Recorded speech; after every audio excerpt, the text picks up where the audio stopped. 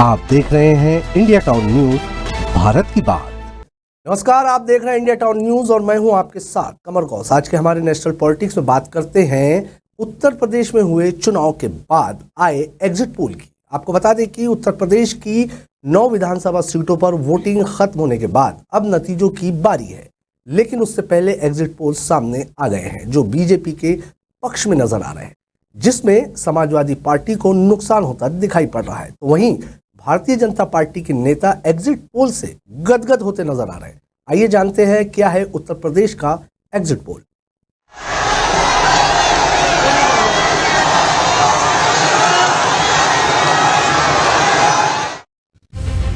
आपको बताते चले कि 20 नवंबर को उत्तर प्रदेश की 9 विधानसभा सीटों पर मतदान प्रक्रिया पूरी कर ली गई। वोटों की गिनती 23 नवंबर को की जाएगी। काउंटिंग से पहले 9 सीटों पर एग्जिट पोल सामने आए हैं, जिसमें समाजवादी पार्टी को नुकसान होता दिखाई पड़ रहा है। वहीं भारतीय जनता पार्टी के नेता एग्जिट पोल से गदगद है। उत्तर प्रदेश उपचुनाव के अलग अलग एग्जिट पोल में भारतीय जनता पार्टी को 6 से 7 सीटें मिलने का अनुमान है। वहीं समाजवादी पार्टी को महज 2 से 3 सीटें मिलती दिखाई दे रही है। एग्जिट पोल में मुजफ्फरनगर की मीरापुर पर भारतीय जनता पार्टी की सहयोगी पार्टी राष्ट्रीय लोकदल वापसी करती दिखाई पड़ रही है। वहीं उत्तर प्रदेश विधानसभा चुनाव 2022 में मुजफ्फरपुर की मीरापुर विधानसभा सीट से राष्ट्रीय लोकदल की टिकट पर चंदन चौहान ने 1,07,421 वोट हासिल कर जीत दर्ज की थी। तब रालोद बीजेपी की सहयोगी नहीं थी और बीजेपी के प्रशांत चौधरी को चुनाव में शिकस्त दी थी। लोकसभा चुनाव 2024 के दौरान रालोद बीजेपी की सहयोगी दल बन गई।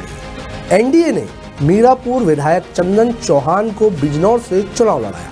चंदन चौहान के बिजनौर सांसद निर्वाचित होने के बाद मीरापुर सीट रिक्त थी, जिस वजह से यहां उपचुनाव की नौबत आई।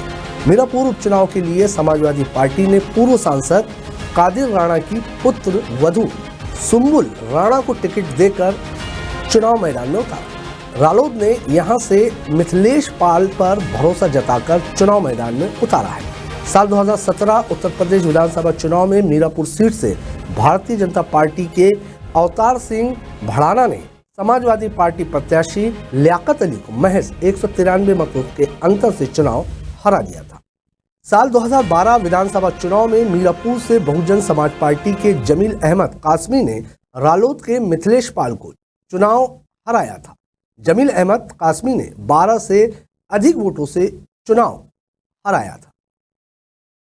अब आपको यहाँ ये भी बता दें कि निर्वाचन आयोग की तरफ से जारी आंकड़ों के मुताबिक शाम 5 बजे तक जो वोटिंग हुई उसमें गाजियाबाद में 33.30%, कटहरी में 56.69%, खैर में 46.35%, कुंदरकरी में 57.32%, करहल में 53.92%, मांझवा में 50.41%, मीरापुर में 57.02%, फूलपुर में 43.43% और सीसामऊ में 49.3% वोटिंग हुई है। मतदान प्रक्रिया सुबह 7 बजे से शुरू हुई थी, जो शाम 5 बजे तक वोटर्स को वहां पे वोट डालने दिए गए।